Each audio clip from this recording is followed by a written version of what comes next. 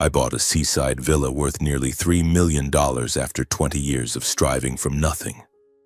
Starting with empty hands, from the days of a childhood lacking affection to the sleepless nights hustling for survival. But then, my biological father and stepmother, who had once rejected me, considered it their property, brazenly seizing it and boasting about it. And I decided to teach them a lesson they would never forget, a twist that would humiliate them in front of the crowd. My name is Luis Bento. I was born into a middle-class family in a small coastal town on the east coast of the United States, where white wooden houses stood side by side along clean streets and the salty sea air mingled with the atmosphere every morning. On the surface, everything looked perfect. My father, Stephen Bento, was a construction engineer with a stable income, and my mother, a gentle university lecturer, always smiled at everyone. We lived in a 2-story house with a small garden in the back, where I often ran around with an old ball. But life isn't always what it appears to be. When I was 6 years old, a horrific car accident took my mother away forever. It was a rainy afternoon, with the sky gray and ominous, as if foretelling doom. My mother was on her way to pick me up from school when her car collided with an out-of-control truck on the slippery road. I still remember that moment clearly, even though I've tried to bury it deep in my memory. I was sitting in class, doodling in my notebook, waiting for my mother as usual. But instead of the familiar car horn, the principal entered the classroom with a serious face and called my name. She led me to the hallway where my father was standing, his face pale, his eyes red and swollen. "Son, your mother had an accident," he said, his voice trembling, and then he knelt down and hugged me tightly. I didn't fully understand, I just sobbed, my tears mixing with the raindrops dripping from the eaves. We rushed to the hospital, the strong smell of disinfectant hitting my nose and making me nauseous. My mother lay there on the white hospital bed, machines beeping continuously, but she didn't open her eyes anymore. The doctor shook his head, saying something about severe head trauma, and my father collapsed to the floor, his shoulders shaking with choked sobs. I stood beside him, small and lost, clutching the hem of his shirt, wondering why my mother wouldn't wake up to hug me like she always did. The funeral took place a few days later, on a day of pouring rain. Neighbors came to offer condolences, bringing flowers and empty words of comfort. I wore a tight black suit, standing by my mother's grave, watching clumps of dirt fall thudding onto the coffin. My father promised to take care of me, to be a solid support for me. "We'll get through this, son," he said, his voice hoarse from crying too much. But that promise quickly vanished like sea foam. Just a few months later, my father met Marlene, a woman who worked in a real estate office with shiny golden hair and a charming smile. She entered our lives like a strange wind, starting with weekend dates, then gradually moving in completely. My father smiled more, but those smiles weren't for me. He remarried only 8 months after my mother passed away, and I felt betrayed. "Why so soon, Dad?" I asked myself silently, but I didn't dare say it out loud. I was only 6.5. How could I understand adult loneliness? Marlene moved in with suitcases of clothes and sparkling jewelry. At first, she tried to act friendly, cooking elaborate meals and asking about my school, but that was just a facade. Gradually, her true nature revealed itself. She treated me like an extra, a remnant from her husband's previous marriage. "This boy is too lazy, Stephen," she would often say in a shrill voice when I forgot to clean my room. My father, instead of defending me, would just nod and say, "He'll learn." He became indifferent, as if Marlene's presence had filled the void in his heart, pushing me to the margins. I remember family evenings, or rather Marlene and my father gathering. They laughed and talked about work, travel plans, while I sat alone in the corner of the table, picking at my food silently. If I opened my mouth to ask something, Marlene would glance sideways. Children shouldn't interrupt adults' conversations. I gradually became quieter, more withdrawn. Then one day, Erica was born, 2 years after my father remarried. My half-sister, with the same father but different mother, was a pretty little girl with big round eyes and a radiant smile. From the moment Erica was born, everything changed completely. Marlene doted on her daughter like a treasure, buying expensive clothes, imported toys, and my father did the same. He spent all his free time playing with Erica, pushing her stroller around the garden, singing lullabies to her. "My precious daughter," he would say, his voice full of affection, while with me, he only asked brief questions. "How's school? Have you eaten dinner?" I felt like a ghost in the house, invisible and unloved. Then on my birthdays, I hoped for cake and gifts. But Marlene would often say, "This year we're saving, just dinner." Meanwhile, for Erica's birthday, the house was lavishly decorated, crowded with guests, and she received all sorts of toys. I sat in my room, hugging a pillow and crying silently, wondering why I wasn't worthy of love like her. The everyday scenes in the house make me choke up every time I remember them. In the early mornings, Marlene would get up to prepare breakfast for Erica, toasted bread with strawberry jam, warm milk, while I made myself cold cereal from the fridge. "You're old enough, take care of yourself," she said, her voice cold. My father, reading the newspaper, didn't look up. I went to school with an empty stomach, but I didn't dare complain. At school, I was the quiet boy with few friends, afraid that opening up would lead to hurt. Once I was bullied in the playground. A group of older kids pushed me down, throwing my backpack everywhere. I came home with bloody knees, running into the kitchen crying. Marlene was feeding Erica and glanced at me. "What trouble did you cause now?" "Don't make noise, the baby is eating." My father came out from his office, looked at the wound and said, "Clean it up, son. Men have to be tough." No one bandaged it for me, no one asked. I went to the bathroom alone, tears mixing with tap water, cleaning the wound with an old towel.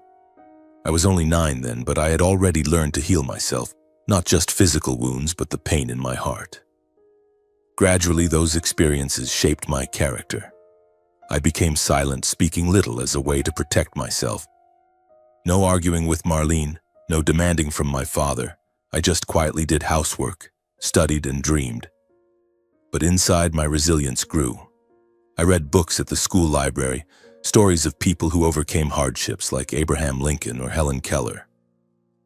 "I have to be strong," I told myself every night, lying on my old bed, hearing laughter from my parents' room. I started saving spare change from collecting and selling bottles, hiding it under the bed. At 10, I already knew how to cook simple meals, do laundry, and study on my own without help. School became a refuge. I excelled in math and science, dreaming of a future as an engineer like my father, but more independent. A childhood full of invisible scars and lacking affection taught me many harsh lessons. I learned to endure Marlene's taunts like, "You're just like your mother, too weak." Endure my father's indifference as he prioritized Erica in everything, from a new bike to piano lessons. I learned to love myself because no one else did. I became resilient like a cactus growing in the desert, lacking water but still thriving. Those years, though dark, prepared me for the journey ahead. From a lonely boy, I would become a self-reliant man, ready to leave the house full of pain to seek true happiness. And that journey began when I was 16 with my first jobs, long tiring nights, but full of hope. 16 years old, the age when my friends were dreaming about first loves, glamorous prom nights, or summer family vacations. And me? I was standing in front of the mirror in the cramped bathroom at home, looking at my gaunt face with dark circles under my eyes from lack of sleep. I had made up my mind. I couldn't wait for change from my father or Marlene anymore. I needed to save myself. The savings from odd jobs before, mowing lawns, delivering newspapers, were only enough to buy an old bicycle, but that was sufficient to start. I secretly posted flyers looking for work around the neighborhood, and luckily the local coffee shop needed a boy to bus tables on weekends. That first job was like a shock. I started my shifts from late afternoon until late at night, when the sun had already set behind the coastal hills. The small coffee shop named Seaside Brew was on the main street of the town, with the aroma of freshly ground coffee mixing with the distant sound of waves crashing. The owner, a middle-aged man named Mike, looked me up and down. "Are you sure, kid? This job isn't easy. You have to run tables, wash dishes, and smile at customers no matter how tired you are." I nodded firmly. "I can do it, sir." And just like that, I stepped into the world of work, where no one pampered me, but no one rejected me for personal reasons either. The first days were horrific. I came home with aching feet, clothes reeking of grease. Once I spilled a tray of water on a picky customer, an old lady with snow-white hair sitting and reading the newspaper. She yelled loudly, "Clumsy kid! Call the manager!" My heart pounded, cold sweat broke out, thinking I'd be fired on the spot. Mike came out, apologized to the customer, then pulled me into the kitchen. First time? Everyone does that. Learn from it, and don't let it happen again. No scolding, no taunting like Marlene. Just straightforward advice. I wiped my tears, took a deep breath, and went back to work. Gradually, I got used to the rhythm. Bussing tables taught me how to observe people, the regular customer who liked black coffee with no sugar, the young girl who often sat in the corner reading a book with a hot latte, or the old man who told war stories with a trembling voice. I learned to fake a smile, hiding the loneliness inside. At the end of the week, when I received my first paycheck, a crumpled wad of cash, I trembled as I counted it over and over. $80. Not much, but enough to buy new textbooks for my senior year. I hid the money under the bed next to the spare change from before. Marlene started getting suspicious when she saw me coming home late. "Where have you been wandering around?" "Don't embarrass the family." My father just nodded. "He's grown up, Marlene." No support, no encouragement. But I didn't need it anymore. I was building my own future. Then came my 18th year like a threshold to freedom. I graduated high school with a partial scholarship to the local university, a public school 2 hours away by bus.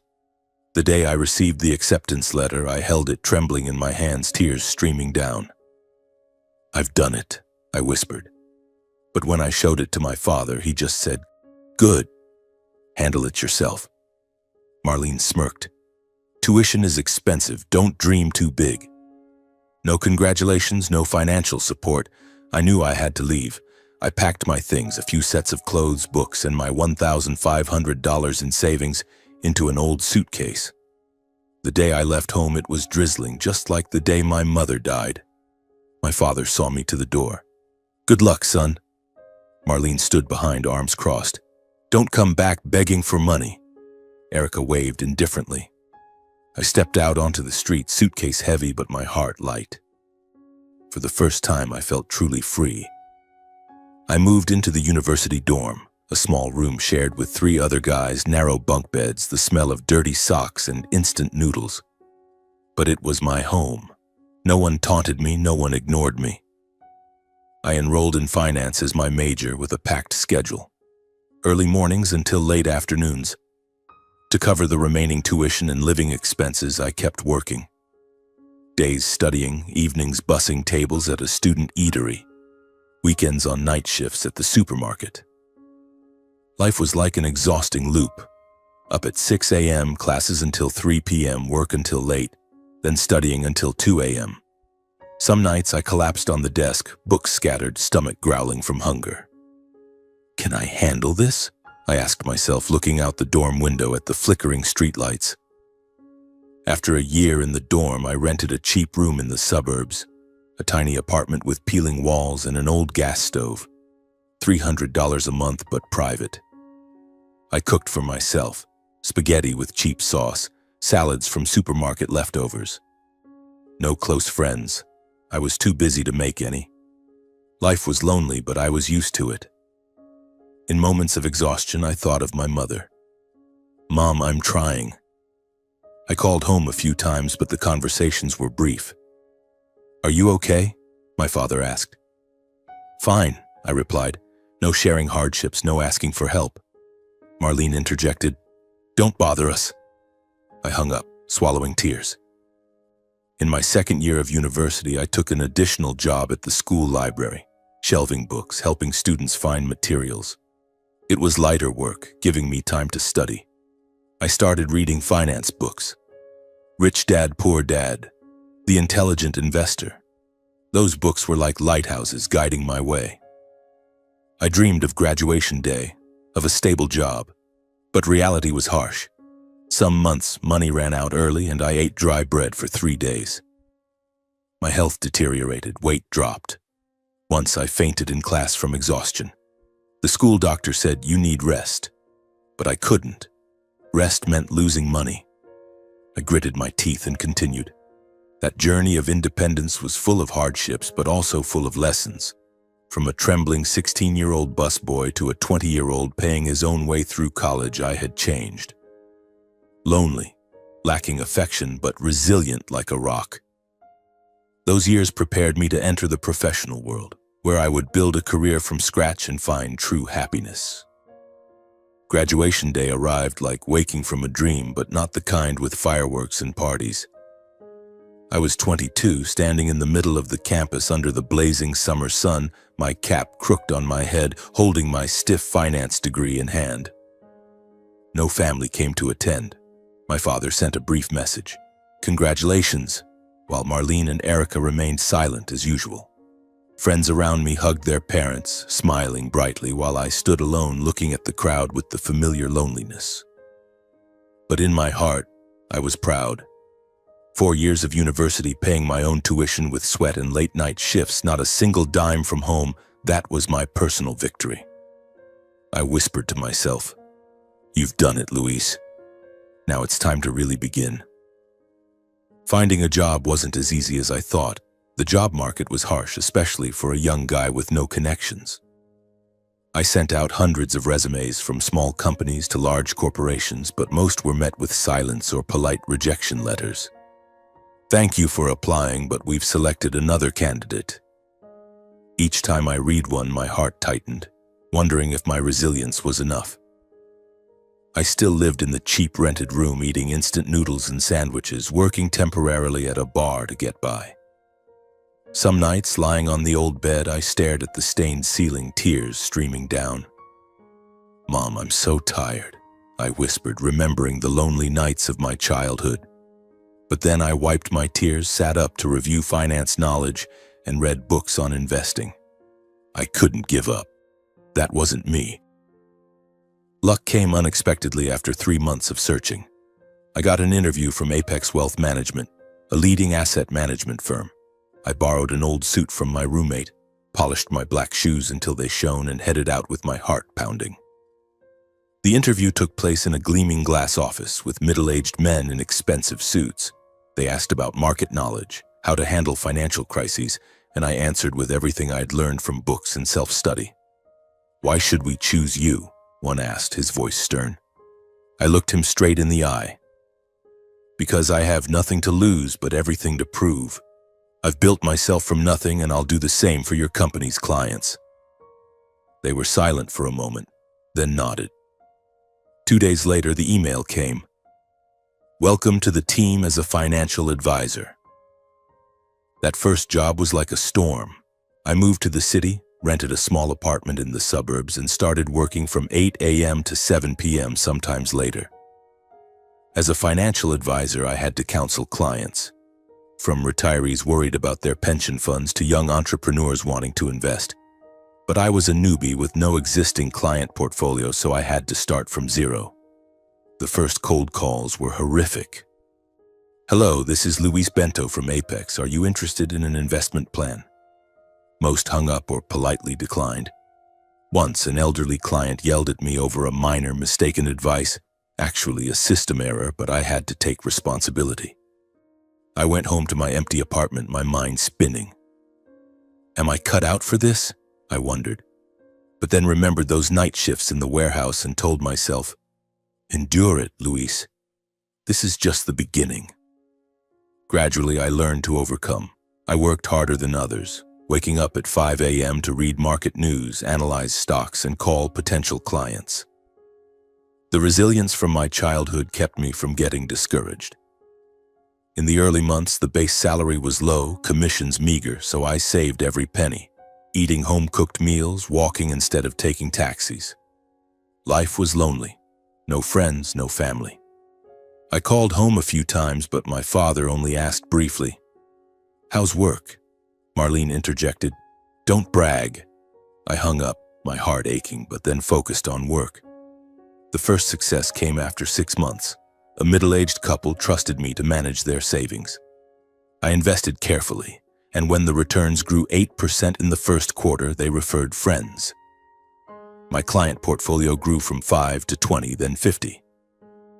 The early years of my career were full of drama. The stock market fluctuated, sometimes crashing due to minor economic crises, with panicked clients calling in the middle of the night, "Luis, where's my money?" I had to stay calm, explain long-term strategies, sometimes staying up all night to adjust portfolios. Once a small mistake, investing in a risky stock, caused a client to lose 5%, and I nearly got fired. My boss called me into the office. "You need to prove you're more reliable." I nodded, heavy-hearted, but instead of breaking down, I learned. I enrolled in online courses, read in-depth books, and constantly improved. Thanks to that, I got through it and my reputation built up. By my 3rd year, I was promoted to senior advisor, my salary doubled, and I had my own office. At 28, life was more stable, but still missing one piece: affection. I was still alone, spending weekends reading or jogging along the river. Then, at 30, everything changed. I decided to pursue the CFA, Chartered Financial Analyst certification, a prestigious credential in the industry, requiring hundreds of hours of study and 3 tough exams. I studied like crazy.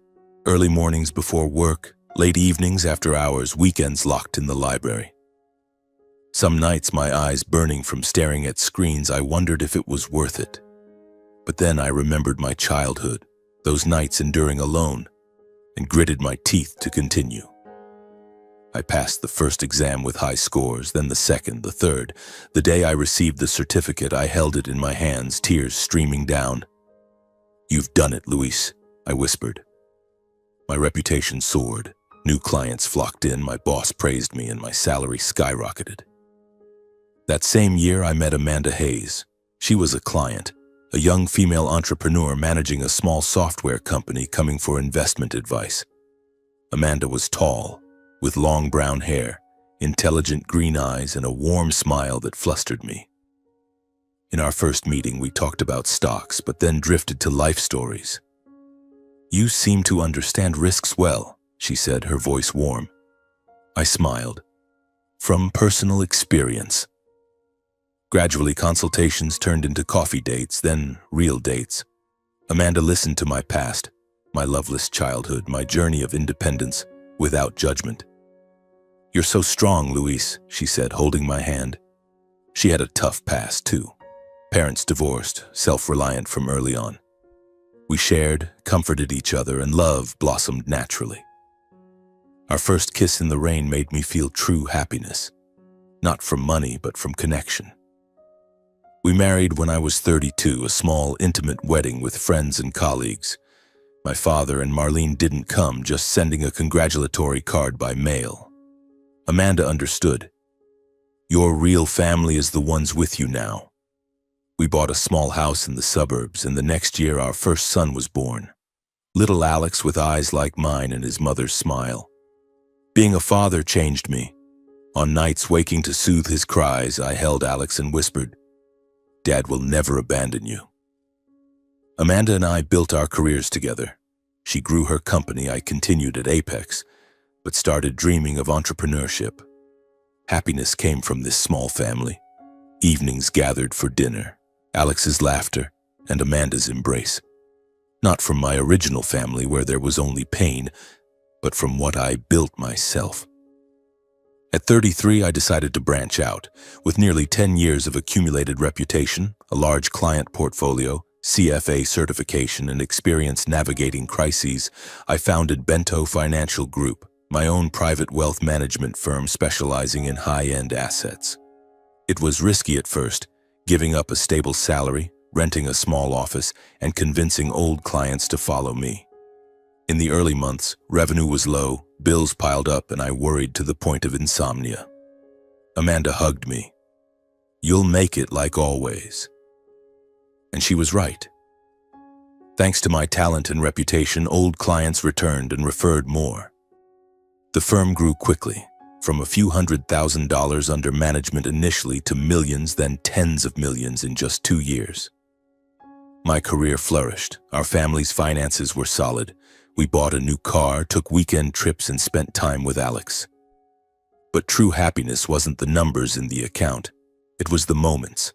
Alex running around the garden, Amanda whispering, "I'm proud of you," and me looking back at my journey, from a rejected boy to a successful man. My original family never brought joy, but this small family did. It was proof. Happiness is what we create ourselves, not waiting for it from others. And then, at 36, when Bento Financial Group had become firmly established with stable revenue and a loyal client portfolio, we decided to invest in something bigger, a seaside villa. It wasn't just a house, but the peaceful dream I had nurtured since my childhood days, sitting alone on the beach, watching the waves crash and dreaming of a place that truly belonged to me. Amanda and I discussed it for months, weighing everything carefully. Not an impulsive splurge, but a smart investment. We chose a high-end resort area on the California coast, where pristine white villas nestled against the cliffs with expansive views of the vast ocean. Value, $2.9 million. That number made me blink a few times when signing the contract, but it was worth every penny. The villa wasn't just for family vacations. It could also be rented out through platforms like Airbnb, generating passive income, a financial strategy I had learned from my years as an advisor. The process of buying the villa was full of excitement, like a new adventure. We flew out to view it several times, walking along the private beach, breathing in the salty air mixed with the scent of wildflowers.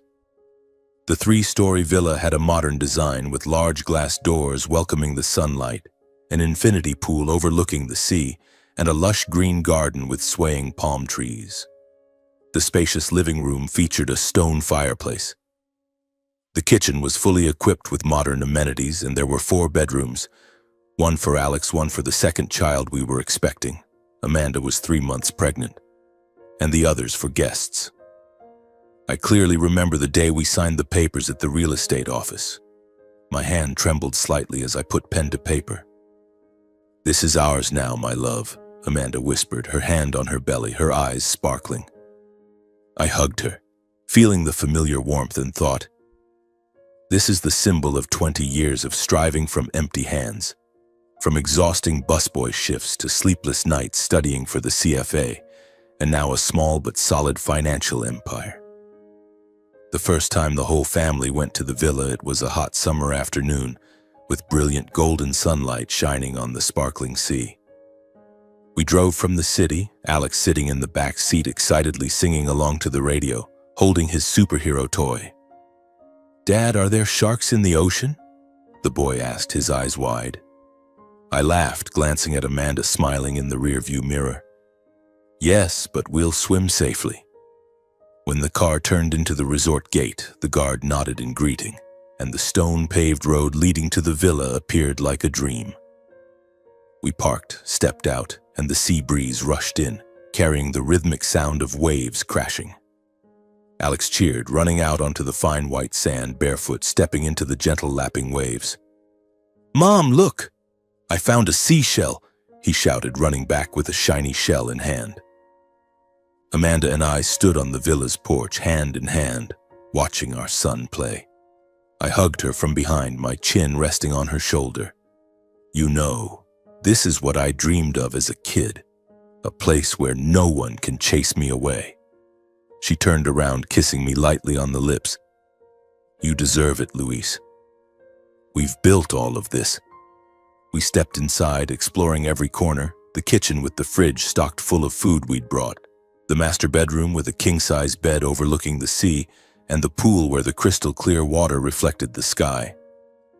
That evening we barbecued outdoors, the smell of smoke mingling with laughter. Alex ran around the pool, splashing water everywhere, then fell asleep exhausted on my lap. Amanda and I sat by the fire pit, holding glasses of wine, watching the stars twinkling in the deep black sky. "Thank you for being by my side," I whispered. She smiled. "Thank you for giving me a real family." That scene was the complete opposite of my dark childhood. Back then, beach vacations with my father and Marlene were just painful. I sat alone under the umbrella, hearing Erica and her laughter, while my father indifferently read the newspaper. No cheers, no hugs, just isolation. Now here, with Alex laughing and playing on the beach and Amanda by my side, I felt healing. The villa wasn't just bricks and wood. It was proof of the power of resilience. We stayed for a week, savoring every moment. Early morning jogs along the shore, midday swims, afternoons reading under the trees. When rented out, the villa provided steady income, a few $1,000s a month from tourists, but its true value was the memories we created. I never expected that peaceful dream to be disturbed by ghosts from the past. News of the villa reached my father and Marlene's ears by chance, perhaps through Erica, when I called home for her birthday and accidentally mentioned a bit about the new seaside house during our awkward conversation. About 3 days after Erica's birthday, my phone rang, and Marlene's shrill and familiar voice came from the other end, making me shudder. "Luis, I heard from Erica that you bought a seaside villa." "Fancy, huh?" she said right away, without greeting or asking about my health. I was silent for a second, trying to swallow my resentment, then replied, "Yes, ma'am. It's an investment by my wife and me."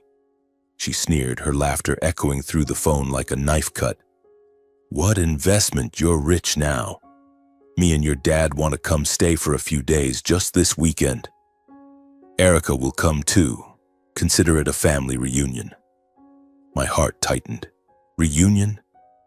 Since when did they consider me family? But then my father's voice chimed in from afar. "Son, let your parents stay for a few days. After all, we're blood." I gritted my teeth, thinking of my biological mother, thinking of the lonely years, but finally reluctantly agreed. "Okay, but I'll arrange it through the resort manager. They'll prepare the rooms."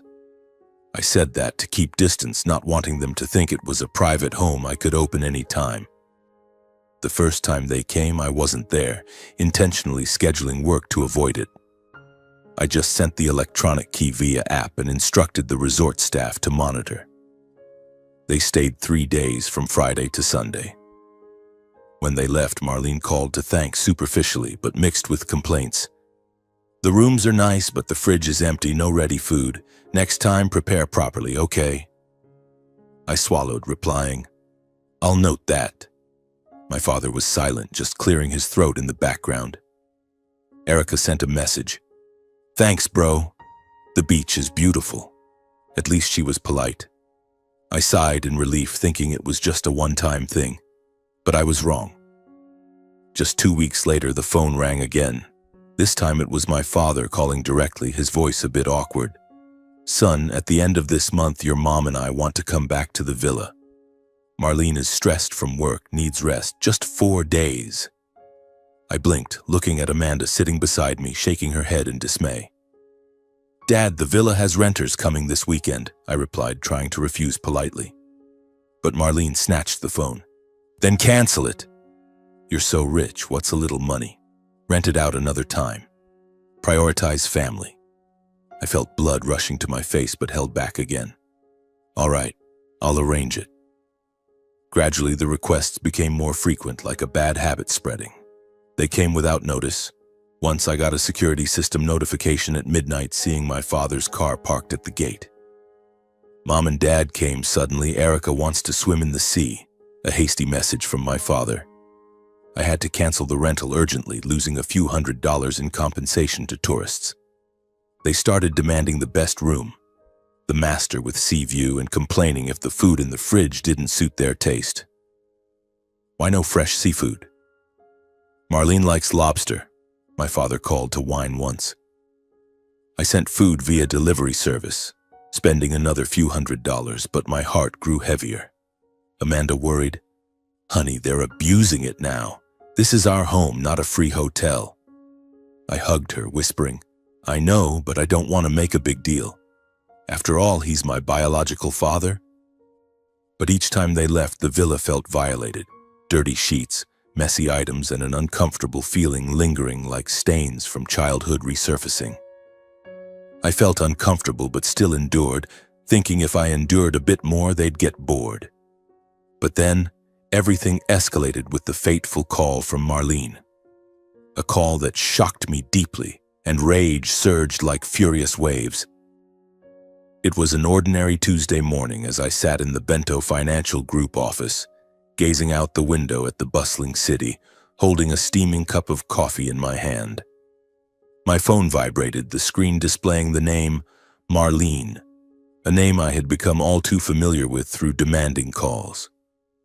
I took a deep breath, telling myself it was just another small request, and pressed the answer button. "Luis, can you hear me?" She started right away, her shrill voice cutting through my peaceful atmosphere like a knife. "Yes, I can hear you," I replied, trying to keep my voice calm. But her next words made my blood rush to my head like a bomb exploding. "Erica is about to introduce her future fiancé to the family. The boy's name is Ryan, from a wealthy family working in tech. His future in-laws are coming too. His parents are flying in from New York and want to see what the house is like. Plus my relatives are joining in, aunts, uncles, cousins, probably close to 20 people in total. It'll be 3 weeks during the upcoming summer break, starting next week. Get the villa ready, clean it up thoroughly, make sure all the rooms are set. The fridge has to be stocked with fresh food, seafood, grilling meat, wine. I like that French red wine. Breakfast has to be ready every morning. Hire a chef if needed. Don't let anything be lacking or the in-laws will think our family is stingy." She poured out a torrent like ordering a servant without a single word asking for my opinion, not even a "do you agree?" I sat there stunned, my hand gripping the phone so tightly that my knuckles turned white. 3 weeks? Nearly 20 people? Did they think the villa was a free hotel? I tried to interject, my voice trembling with anger. 3 weeks is too long. The villa isn't always available and my family has plans for a summer vacation there. Alex is excited, but she cut me off, her voice rising sharply. "What plans? You can just rent some other villa for a temporary getaway. This is a big deal for Erica, her lifelong happiness. Your dad already agreed." "Don't be selfish, Luis. I'm hanging up now. You handle the preparations." The beeping tone sounded, leaving me sitting there, my heart pounding, my face flushing hot. Rage surged like furious waves in the ocean. How dare they?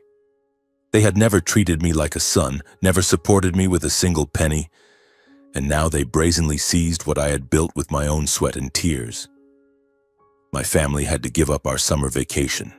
The days Alex was looking forward to building sandcastles, Amanda and I relaxing by the pool. For that bunch?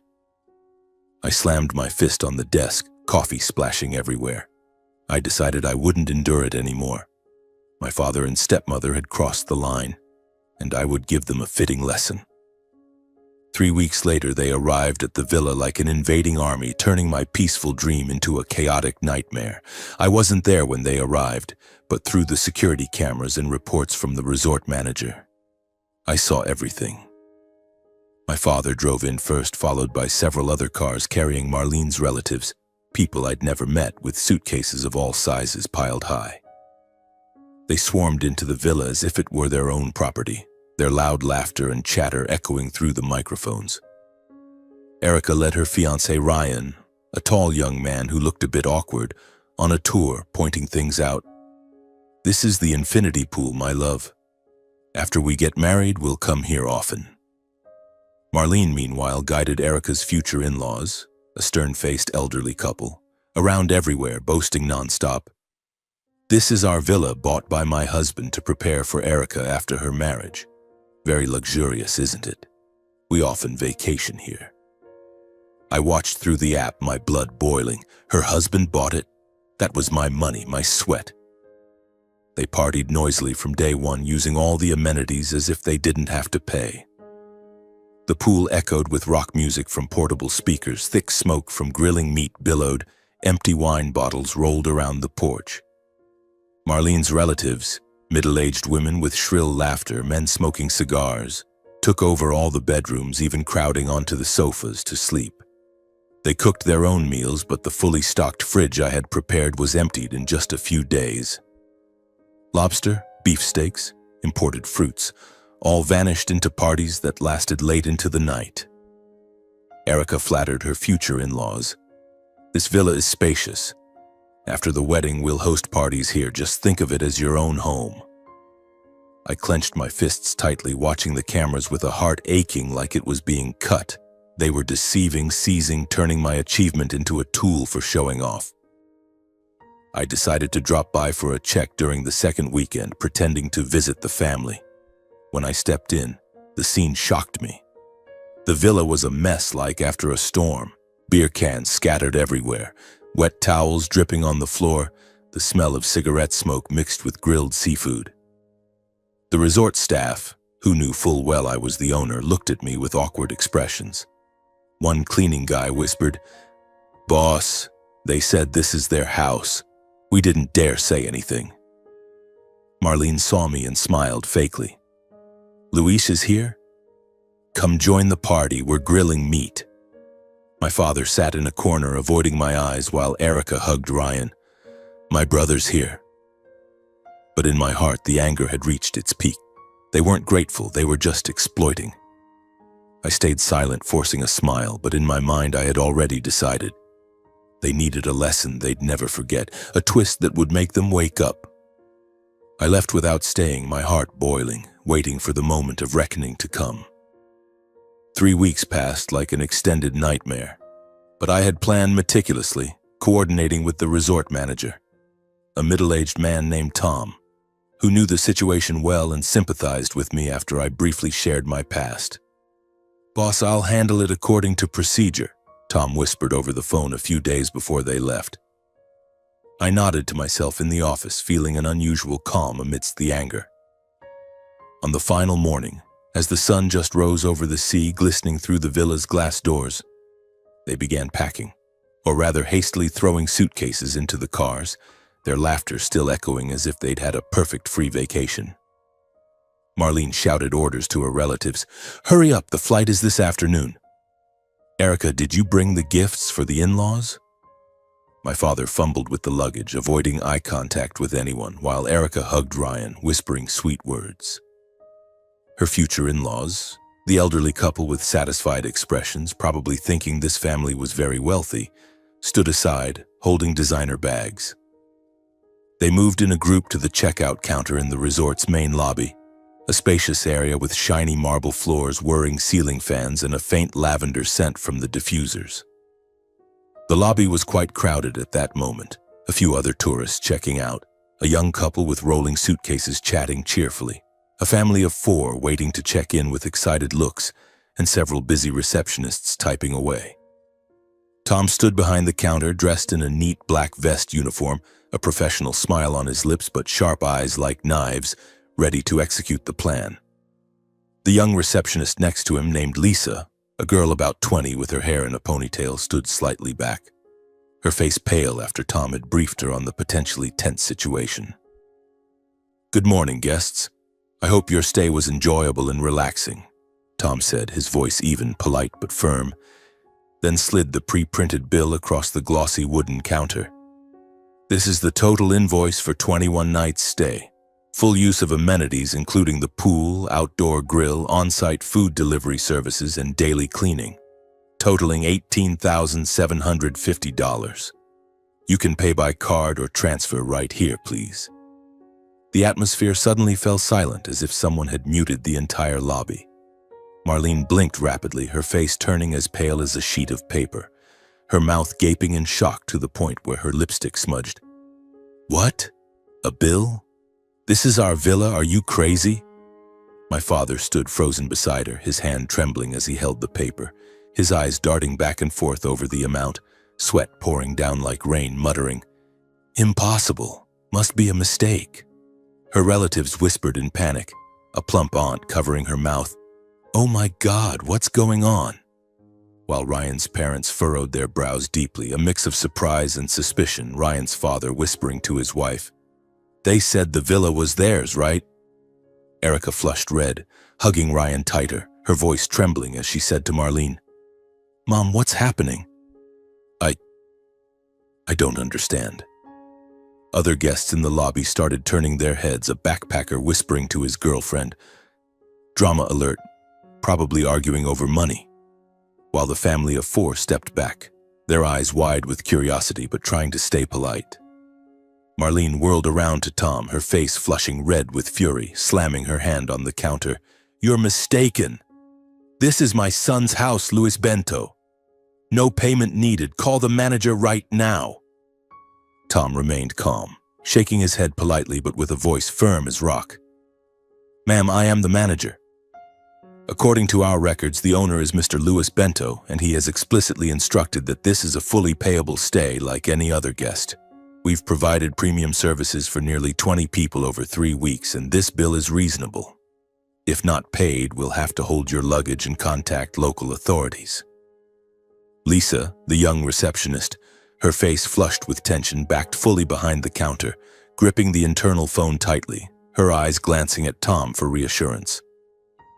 The resort security, 2 tall guys in black uniforms standing in the lobby corner, started paying attention, one whispering into his walkie-talkie, "Issue at checkout counter might need backup." Chaos erupted. Marlene screamed, her shrill voice echoing throughout the area. "Call Luis now. That bastard dares to trick us." My father awkwardly pulled out his phone, his hands shaking as he dialed my number while her relatives gathered to console them. But the eyes of the in-laws from New York had changed, from satisfaction to suspicion cold. My phone buzzed. I looked at the screen and smiled. My father's number. I had been waiting for this moment. Sitting with Amanda and Alex in a hidden corner of the lobby, we witnessed the entire chaotic scene and the mix of helplessness and shame on my stepmother's face. "Are you ready?" Amanda whispered, squeezing my hand tightly. I nodded. "Ready." "This is the end." We stepped out, approaching the checkout counter. Alex hid behind his mother, his eyes wide, staring in amazement at the chaos ahead. Marlene spotted me from afar and charged like a wild animal, waving the crumpled bill. "What the hell are you doing, Luis? This is the family villa. Why demand money? You want me to die of shame?" My father looked at me, his eyes red with anger and humiliation, his voice stuttering. "Son, explain. This is just a misunderstanding, right? Why are you doing this to your parents?" In front of the in-laws, relatives, resort staff, and the curious guests watching like it was a play, I stood tall, my voice as cold as ice but clear in every word. No misunderstanding at all. Guests must pay for their stay. That's the rule here. You've stayed 21 nights, used all the amenities, indulged in luxurious meals, daily cleaning. Everything must be paid. If you refuse, I'll have to call the police and everyone will witness it. The atmosphere grew heavy as lead, everyone falling silent with only the whirring of the ceiling fans and the distant sound of ocean waves. Erica sobbed uncontrollably, hugging Ryan tightly. "Brother, why are you doing this? I'm about to get married. You've ruined everything." Ryan stood aside, his face flushed, clearly trying to make sense of it, whispering to Erica, "You...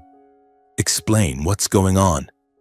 His parents whispered to each other, their eyes looking at Marlene and my father like frauds, the father shaking his head. Unbelievable. The truth was exposed before the crowd. The villa belonged to me, entirely to me. Not ours, as Marlene had boasted for 3 weeks. They were just freeloaders, exploiting blood ties to seize without a word of gratitude. Marlene was utterly humiliated, her face turning purple, her hand pointing at me, trembling. You're ungrateful. I'll sue you." My father bowed his head, not daring to look at anyone, while the relatives averted their eyes, ashamed and lowering their faces, one uncle whispering, "Just pay, it's too embarrassing." The guests in the lobby now whispered louder, "Oh, so they're mooching off the son." An elderly lady shook her head in dismay. Lisa, the receptionist, her face as red as a tomato, bowed her head to avoid looking while Tom stood firm, his voice still resolute. "Guests, We need payment now to complete the process." Unexpectedly, my father, the one who was always indifferent, suddenly lost control. He lunged at me, his eyes bloodshot from pent-up rage, grabbing my shirt collar tightly, growling, "You dare humiliate me like this? I'll teach you a lesson, you ungrateful son!" His breath was heavy with a faint whiff of last night's alcohol, and I felt the strength in his trembling hands, not the strength of fatherly love, but of desperation. I stood still, my heart pounding but not backing down, my voice still cold. "Let go, Dad." "Not now." Marlene cheered. "Give him a beating he'll remember, Stephen." But immediately the two security guards rushed over from the lobby corner, one tall one grabbing my father's arm, his voice stern. "Sir, calm down. No disturbances here, or we'll call the police." The other stood between us, his hand on my father's shoulder. "Release your hand. Don't make it worse." My father let go, panting heavily, his face flushed with shame, stepping back beside Marlene, who was crying. The guests in the lobby gaped, the backpacker whispering, "Wow, almost a fight," while the family of four pulled their kids farther away, looking scared. The in-laws, the wealthy couple from New York, shook their heads in dismay, their disappointment evident. Then Ryan's father spoke up, his voice cold. "We'll pay to end this, but this is utterly shameful and disappointing. We've never endured such humiliation and deception." My father and stepmother didn't have enough money in their accounts. They were forced to borrow from the in-laws right there. Marlene bowing her head in shame, my father muttering apologies. Everyone's faces flushed with humiliation. Tom received the payment, verified it on the computer, then printed the receipt with a polite smile. "Thank you, guests. Here's your luggage." Lisa handed back the suitcases, her voice soft. "Have a safe flight, everyone." The security guards watched until they left, the group silent and heavy, heads bowed, the sound of rolling suitcases on the stone floor echoing like a death knell for the already dead relationship. I stood there watching them leave in heavy silence, my heart lightened mixed with sadness, not from regret, but because finally I had freed myself from the shackles of the past. But the consequences of that twist were heavier than I imagined, leading to repercussions they brought upon themselves. Just a few days later, the news spread like wildfire. The in-laws' family, the wealthy couple from New York, had canceled the engagement with Erica. They called Marlene, their voice cold and flat over the speaker. "We can't let our son get involved with a deceitful and irresponsible family like yours. You lied to us about the villa, about the assets. Who knows what else?" Marlene recounted it to me later through a call filled with tears and curses, but at the time I just listened silently, my heart without a ripple of sympathy. Erica cried hysterically, calling me in the middle of the night. "Brother, Ryan left me. It's all your fault. You destroyed my happiness." Her voice broke into sobs, full of resentment, as if I were her mortal enemy. I lay in bed, Amanda beside me squeezing my hand, and replied calmly, "Luis, I didn't do anything wrong. They dug their own grave." But Erica's sobbing cries still echoed in my head, keeping me awake until dawn. The lavish wedding that had been planned, an expensive dress, a luxurious venue, now vanished into thin air, leaving Erica devastated and Marlene furious, launching into a war of hatred. My father and Marlene turned to blame me with the force of a storm. Calls came incessantly, full of curses and accusations. My father called first, his voice hoarse with anger mixed with shame. "Son, what have you done? You've ruined the family's happiness." Erica cried all night. "Marlene can't sleep. How could you be so heartless?" I listened with a pang in my heart, not from his words, but from remembering the years he was indifferent to my pain. Marlene called repeatedly, her shrill voice like a sharp knife. "You bastard, who do you think you are? Are you getting revenge on me? I raised you and this is how you treat me. You'll regret this." She poured out everything, from curses to threats of cutting ties, as if she had ever been the mother who nurtured me. I sat in my office, looking out the window at the city, my hand gripping the phone tightly, and finally I couldn't hold back anymore. On the last call, when Marlene screamed again, "You destroyed everything." I took a deep breath, my voice cold but firm. I didn't destroy anything. You brought this on yourselves. You exploited me, lied about me, and disrespected what I built with my own sweat and tears. Every action has consequences. Do you understand? Don't call me anymore. If you do, I'll hire a lawyer and sue you for harassment. That was my declaration of liberation. Words I had suppressed for so many years. From the days of my rejected childhood to the lonely nights of self-reliance. I felt the final emotional bond snap like a rotten rope falling into the abyss. From then on, they cut off contact, but I knew resentment still simmered in their hearts. Erica didn't call again, and I heard through a distant relative that she fell into depression and had to seek therapy. My father aged visibly while Marlene turned to blame him for raising an ungrateful son. But I had no regrets. This was the lesson they needed, even if it came late. And for me, it was true freedom, paving the way for a new chapter where I focused on what truly mattered. My wife, children, and career without the ghosts of the past haunting me. From then on, my father and Marlene's family essentially cut off all ties. No calls, no messages, no inquiries whatsoever. They vanished from my life like a passing breeze, leaving a void that no longer caused pain, only relief.